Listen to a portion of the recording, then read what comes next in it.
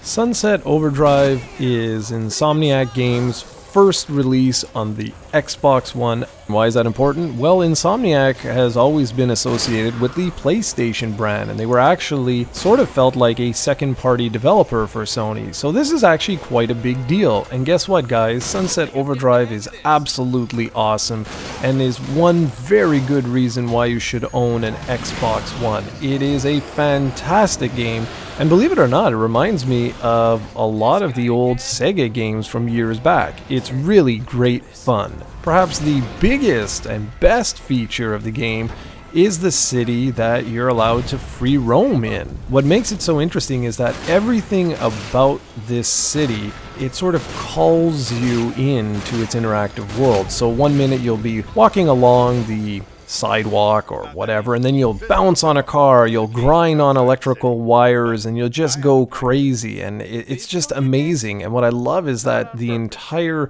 game has this rock solid constant frame rate, and the city is just so inviting and so bright and vivid that you'll just keep playing more and more and more. It's one of those games that's very hard to put down. The upgrade system is it's also really enjoyable to mess around with. You have access to these special amps, which allow you to have kind of special superpowers almost, not only for your body, but for your weapons as well.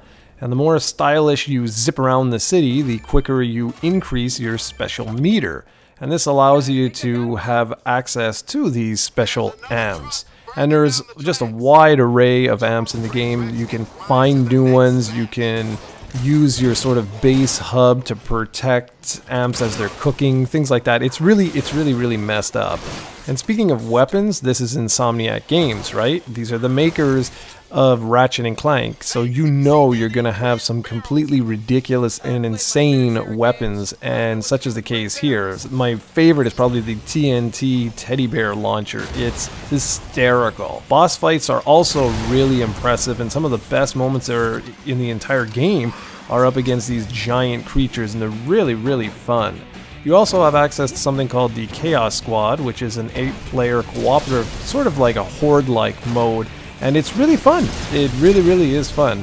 The only downside to it, and it's really not a big one, is that the mode doesn't scale with the number of players in your group. So for example, if you're only 4 people, you're gonna find the challenges to be quite challenging. What holds this crazy and wild universe together is a ridiculous story, and to be honest, you wouldn't really want it any other way. Fizco, an energy drink maker, has accidentally poisoned all the citizens of Sunset City with their latest beverage. One minute you're taking out their trash, and then next, well, you're literally taking out the trash as a one-man war machine, destroying everything in your path, and it's just brilliant. One of the best features that I didn't even think I would actually like is being able to recreate your character on the go whenever you feel like it. And it's really unique. You just pause the game, switch out, you know, maybe a hat or clothes or maybe even your gender.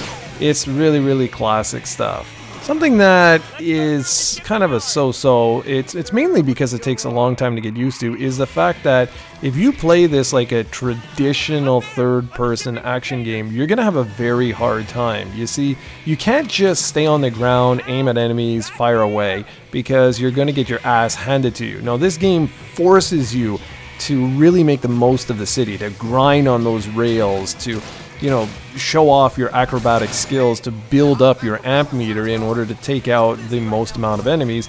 And enemies don't really hurt you too much while you're doing all of this. So it just takes a little bit of time to get used to. But once you do get used to it, it's fantastic. Something else that I need to mention is that in the beginning of the game, it is a little bit grindy. So don't be put off by the lack of mission variety.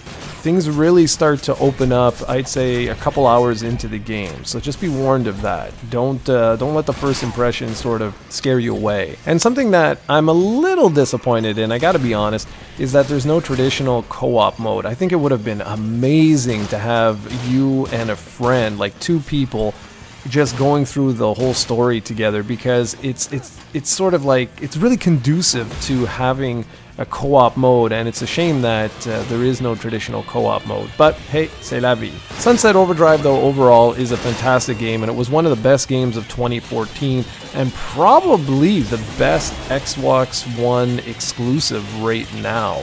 This is an IP that Xbox One fans should be very proud of and should really support.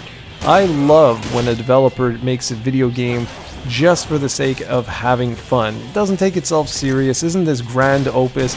No, it's here just to have fun, and it reminds me of the glory days of Sega. If you enjoy those type of games, Sunset Overdrive is certainly one worth checking out. It's been a while since I've said this, but for more information on the game, be sure to check out the full written review over at projectcoe.com. Let's clear. Let's get out of here.